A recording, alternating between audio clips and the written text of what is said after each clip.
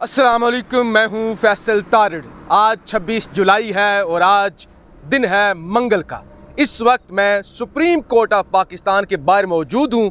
अब से कुछ देर पहले तक हम सुप्रीम कोर्ट के कमरा नंबर 6 के अंदर मौजूद थे और सुप्रीम कोर्ट के 3 रुकनी बेंच हमजा शहबाज की आखिरी रसूमात अदा करने के लिए अहम केस की समाअत कर रहा है। उस हवाले से मुकम्मल तौर पर आपको बताना है कि हमजा शहबाज का किस तरह से सामान पैक होना शुरू हो गया है, हमजा शहबाज की आखिरी रसूमात किस तरह से अदा की जा रही हैं। तो लिहाजा इस केस से पहले मैं आपको बता दूं, चौधरी परवेज़ इलाही जिन्होंने 186 वोट हासिल किए थे जो रन ऑफ इलेक्शन हुआ था पंजाब की वज़ारत आला के लिए, चौधरी परवेज़ इलाही का राब्ता हुआ है इमरान खान से, क्योंकि बदमाशिया ये केस वाज़ह तौर पर हार चुकी है। यही वजह है कि उन्होंने बाइकआउट करने का फैसला किया और आज दोबारा भी उनके वकला पेश हुए। उस हवाले से बताना है। लेकिन चौधरी परवेज़ इलाही का जनाब राब्ता होता है इमरान खान साहब से।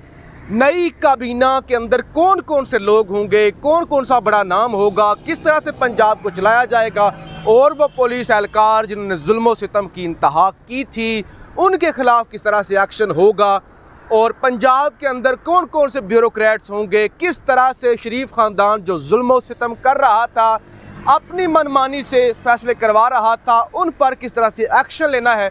इन तमाम तर चीज़ों के को हतमी शक्ल देने के लिए परवेज़ इलाही साहब और इमरान खान के दरमियान राब्ता शुरू हो चुका है, सलाह मशवरे शुरू हो चुके हैं और बहुत जल्द आप देखेंगे, मुझे ये उम्मीद है आज शाम तक फैसला आ जाएगा और पंजाब के वज़ीर आला चौधरी परवेज़ इलाही होंगे।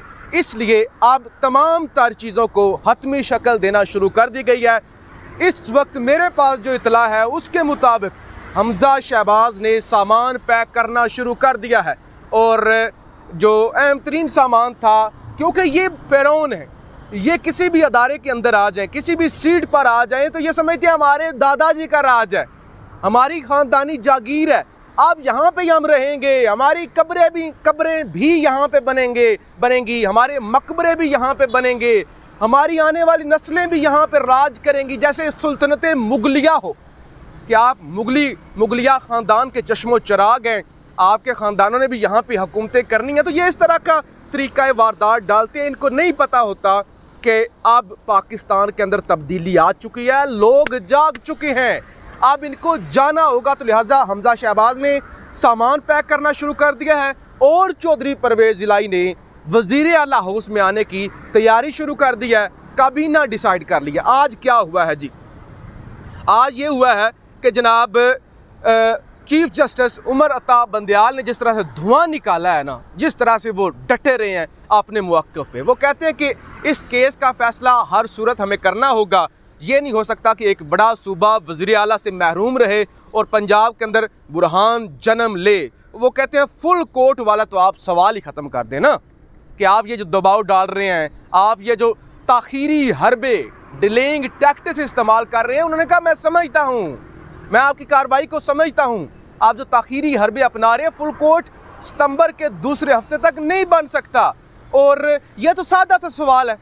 चीफ जस्टिस ने कहा कोई बड़ी बात नहीं है, सादा सा सवाल है, सवाल ये है कि हमें बताया जाए और 36 दफ़ा चीफ जस्टिस पूछ चुके, हमें यह बताया जाए।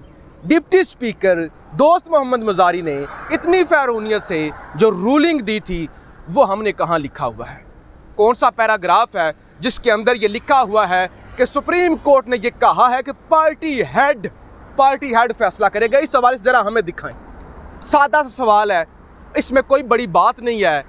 बज़ाहिर साफ तौर पे परवेज़ इलाही के वोट ज़्यादा हैं, हमजा शहबाज के वोट कम हैं। अगर आप नहीं दिखा सकते तो फिर आइन के आर्टिकल 63 में वाज़ा लिखा हुआ है कि पार्लिमानी पार्टी फैसला करती है और आप यह भी नहीं बता सके खत कहाँ से आया। दोस्त मोहम्मद मज़ारी ने कहा कि मैंने अभी खत रिसीव किया है और उस वक्त दरवाजे बंद थे। तो लिहाजा ये 2+2=4 वाला केस है, इतना बड़ा है कोई नहीं केस। ये आप कहें कि आइन के तशरीह की ज़रूरत पड़ गई है तो फुल कोर्ट बनाना पड़ेगा। तो लिहाजा फुल कोर्ट नहीं बनेगा, किसी सूरत नहीं बनेगा, यही बेंच फैसला करेगा। अच्छा जी, अरफान कादर ने भी मुख्तसर दलाइल दिए। हालांकि कल इन्होंने कहा था कि हम बाइकआउट कर रहे हैं, रात को प्रेस कॉन्फ्रेंस की। आज फारूक एच नाइक भी पेश हो गए, अरफान कादर साहब भी पेश हो गए, सलाउद्दीन साहब भी पेश हो गए और बैरिस्टर अली जफ़र जो PTI के वकील हैं वो भी पेश हुए। अरफान कादर साहब ने मुख्त सर दलाइल दिए और वो चलते बने। उन्होंने कहा कि मेरे मुवक्किल ये कहते हैं कि हमने बाइकट करना है। चीफ जस्टिस ने कहा कि दिल क्यों छोटा कर रहे हैं, दिल बड़ा करे ना। बाइकट बेशक आपने कर दिया है, समात तो आप सुने ना, आप जाए ना।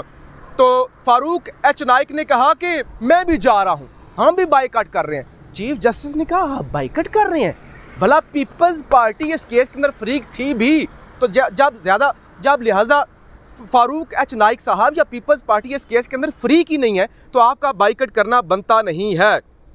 अच्छा, फिर उन्होंने कहा कि नजर सानी जो दरखास्त हम करेंगे वो किसी और बेंच के सामने रखेंगे, वो चीफ जस्टिस के सामने हम नहीं रखेंगे।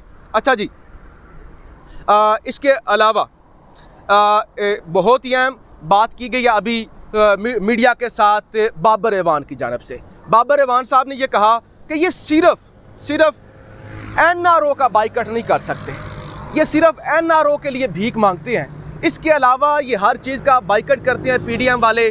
NRO बस इनको सिर्फ चाहिए हो तो उस हवाले से ये बाइकट नहीं करते, मिन्नतें करते। बाकी इन्होंने कश्मीर का बाइकट कर दिया, इन्होंने मैशत का बाइकट कर दिया, हर चीज़ का इन्होंने बाइकट कर दिया। चीफ जस्टिस ने आज वाज़ा कर दिया, उन्होंने कहा मैं अपने काम को इबादत समझ के करता हूँ।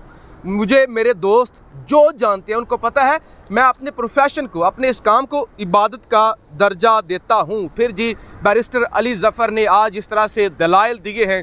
उन्होंने कहा कि भारत की सुप्रीम कोर्ट के अंदर भी इसी तरह का फैसला आया था, इसी तरह का केस आया था और वहाँ पे भी इसी तरह का फैसला दिया गया था। फिर बैरिस्टर अली जफ़र ने दुनिया के अंदर मुख्तलिफ मुल्कों के हवाले दिए कि पार्लिमानी पार्टी फैसला करती है, दुनिया भर में यही रवाज है, पूरी दुनिया में यही होता हुआ है। उन्होंने इंग्लैंड से लेकर इंडिया तक पूरी दुनिया के केसेस छान कर सामने रख दिए। मुशर्रफ दौर के केसेस सामने रखे, 98 के केसेस सामने रखे, उसके बाद केसेस सामने रखे और उसके बाद जो रिसेंटली जो 25 लोटे नायल हुए थे और निकाला गया था लोटों को, उसमें भी क्योंकि असद उमर साहब ने उस शोकाज नोटिस जारी किया था, उसमें इमरान खान साहब ने नोटिस जारी नहीं किया था। तो इतने मुफस्सल दलाइल दिए गए हैं अदालत आलिया के सामने, अदालत के सामने, कि चीफ जस्टिस खुद भी कन्विंस है, क्योंकि ये सादा सी बात है। इन्होंने सुप्रीम कोर्ट के कंधे पे बंदूक रखी और फायर करने की कोशिश की। सादा सी बात है कि 186 का टारगेट था, ये 179 यानी 189 वोट ये हासिल कर सके, ये हार चुके हैं। अब ये डिलिंग टैक्टिक्स और सारी कार्रवाई को मुतनाज़ा बनाने की कोशिश कर रहे हैं, जो कि मुतनाज़ा किसी सूरत भी नहीं बनेगी। अदालत बिल्कुल वाज़िया है। इस वक्त जो है हमजा शहबाज वाज़िया हो चुका है। हम जब सुप्रीम कोर्ट के अंदर मौजूद थे, अभी वक्फा है कि हमजा शहबाज जा रहा है, हमजा शहबाज जाने वाला है, परवेज़ इलाही आने वाला है। चीफ जस्टिस ने इनका धुआं निकाल दिया है और अदालत के अंदर इनके पास कुछ भी नहीं है। ये मैच हार चुके हैं और ये इस वक्त भागने की कोशिश कर रहे हैं। ना इनके पास कोई बयानिया है, ना इनके पास अब कोई सपोर्ट बची हुई है। मैशत का इन्होंने बुरा हाल कर दिया है। लिहाजा अब पाकिस्तानी हकीकी मानों में आज़ाद होने जा रहे हैं। अपनी राय का इजहार ज़रूर कीजिएगा। पाकिस्तान जिंदाबाद।